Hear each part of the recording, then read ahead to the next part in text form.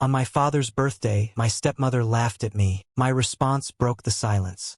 I don't know if I should post this, but I need to vent. My father had his birthday this week and I went, despite everything. But this party was worse than I imagined. Receiving the invitation to my father's birthday party made me sick to my stomach. It wasn't just a celebration for me, it was a reminder of everything that didn't work out between us. You know that feeling when you're going to a place where you're not really welcome? That's how I felt. My relationship with my father has always been complicated, and the stepmother he chose seems to have made a point of making it clear that I'm not part of the real family. That invitation, signed by her, only reinforced that. I knew that, in that environment, I would be the problem, the disappointment, the shadow they pretend not to see. I spent days thinking about whether I should go or not. My mother advised me not to let myself get down, not to give them the power to get me down. But it was difficult. I wanted to be accepted. I wanted that day to be different. I wanted to prove that I'm not what they say. When I finally decided to go, I had no idea that that party would become the worst social nightmare of my life. Little did I know what awaited me. Arriving at that party was like entering an arena where I knew I was going to be the target. As soon as I walked through the door, that smell of cake, cheap wine, and forced laughter hit me hard. Quick glances darted around, some curious, others clearly uncomfortable. I felt like I was out of place, like I had invaded territory where I wasn't welcome. That's when I saw it, my name tag, pinned to the shirt, in large black letters. It said, "A disappointment." My heart tightened, my throat went dry. The heavy silence that fell when some people realized this was unbearable. My stepmother was there, in the middle of the room, laughing loudly, delighting in the discomfort she was causing. She gave me that look, full of mockery and satisfaction, as if to say, "That's what you are to everyone here." My father was nearby, his face frozen in a mixture of embarrassment and shame, but he did nothing. He didn't say anything. He didn't defend me. I felt like disappearing, burying myself in that ground. But I took a deep breath and tried to maintain my composure. The party continued and I tried to blend in, hide among the people, but etiquette reminded me all the time of what they thought of me. Nearby, I heard some whispers, muffled giggles, and even a quiet comment from my stepmother. "Well, it's the truth, right?" As if it were acceptable to laugh at other people's pain. I was there, at my own father's party, and my existence seemed like a joke. It was strange, because I always imagined a birthday to be a moment of celebration, of togetherness. But there, in that environment, all I felt was the explicit rejection, the shame stamped in every gesture. As I tried to control my trembling jaw and the lump in my throat, I realized that this party wasn't just about his birthday. It was about reminding myself that, for them, I would never be good enough. As the party progressed, the atmosphere only grew heavier. The tag, the disappointment, was like an invisible seal that I carried with me every step I took. No one approached to talk properly, just fleeting glances and whispers that I could feel, even without hearing. My stepmother seemed to be having too much fun with this. She made jokes, the ones that only hurt, and laughed loudly, drawing attention to me as if I were a bad spectacle. It was humiliating, and my father? He avoided looking in my direction, as if he were ashamed of his own son. I tried to pretend it didn't affect me, but it was impossible. Her every laugh, every acidic comment, made anger and sadness grow inside me. I remembered all the times I tried to please, all the times I expected a gesture of affection and only received contempt. It was like I could never be enough. Trying to escape the pressure, I went to the kitchen to get a glass of water, but until then I wasn't safe. A distant relative whispered something to someone else, and as I passed by, I heard the phrase, "Poor thing." It was always the family problem. That cut me deep. Deep down, I wanted the party to end soon, but the worst part still remained, the toast. I knew that my father would make that formal speech, full of praise for his stepmother, for his children, and would leave aside what I represented for him. As I tried to remain calm, I felt something inside me shift. Humiliation turned to cold, determined anger. I wasn't their disappointment, and I was tired of silently accepting that. The night was far from over, but I already knew that the party wouldn't end as they expected. The moment for the toast finally arrived, and I could feel the mood in the room suddenly change. Everyone gathered around the table, holding their glasses, waiting for the words my father would say. I stood back a little, watching, trying to prepare myself for what was to come. My father raised his glass with a forced smile. He started talking about how lucky he was to be surrounded by the family he built, including my stepmother, of course, and the happy moments they had shared that year. But, as always, he didn't mention me. It was like a punch in the stomach. As he spoke, I felt the stepmother's heavy gaze, silently laughing beside me. And then, I realized there was something stuck to the collar of my shirt, my tag. The disappointment. There was no time to hide the embarrassment of everyone around. That's when the stepmother laughed loudly and said, "Well, it's true, isn't it?" Everyone was silent, and I could hear my heart beating. It was the trigger. I raised my glass, slammed it down on on the table and said in a firm voice, "I'd like to make a toast to the last moment you'll see me here." The shock was immediate. My father gasped, and the guests exchanged surprised glances. At that moment, I made my decision. I had already endured enough humiliation, and I wasn't willing to continue being treated as if I didn't matter. I turned around, left the party, and left behind not just the party, but all that history that weighed on me. As I walked outside, feeling the cool night air, I realized I was freeing myself. It was the end of a cycle of suffering and disappointment, but also the beginning of something new, a time in which I would truly value myself. After leaving the party, I walked through the streets with a full head and a heavy heart. But unlike what I expected, I didn't feel sadness or regret. I felt a strange mix of relief and determination. I had left behind a place where I wasn't valued, a toxic environment that only hurt me. As I walked, I started thinking about everything I went through to get there. The frustrated attempts to gain my father's love, the stepmother's harsh words, his silence when I needed it most. I realized that for years I had lived in the shadow of these broken relationships, letting their opinions shape who I was. But that night showed me that I didn't need that anymore. I am more than a label, more than the disappointment they called me. I am someone who deserves respect, love, and most of all, peace. When I got home, I called my mom and told her everything. She cried with me, but she also told me that I had done the right thing. That sometimes the best way to love yourself is to walk away from what hurts you. In the days that followed, I began to rebuild my life. I focused on myself, on my dreams, on the people who really care about me. It wasn't easy, and it still hurts to remember that night, but I learned that self-respect comes before everything. Looking back now, I see that that toast wasn't just a farewell to the party or to my father. It was the beginning of my freedom, and that freedom is the most precious thing I've ever achieved. A few weeks after that day, I stopped to reflect on the legacy that my father and that family wanted to leave me, a mark of rejection, disdain, and abandonment. But I decided that wasn't the legacy I wanted to carry. Growing up in the shadow of this difficult relationship taught me many things, especially what I did not want to repeat. I realized that love and respect cannot be imposed. They need to be earned, yes, but also deserved and reciprocal. Today, I choose to build my own path, far from those who diminish me. I prefer to surround myself with people who see my value, who pick me up when I fall and celebrate my achievements, even the small ones. It's not easy to break family ties, especially when so much is expected of you. But I learned that self-love is not selfishness. It's survival. My message to anyone reading this rant on Reddit or anywhere else is, don't let others define you. You are more than what they tell you. You deserve respect, dignity, and, above all, peace. If one day you feel like I felt at that party, invisible, a disappointment, remember that you can change that story. Start by valuing yourself. The rest will fall into place in due time. I'm still at the beginning of this new beginning, and I know the path won't be easy. But now, instead of carrying a weight, I carry a hope to be happy with myself in my own way. And that, for me, is already a victory.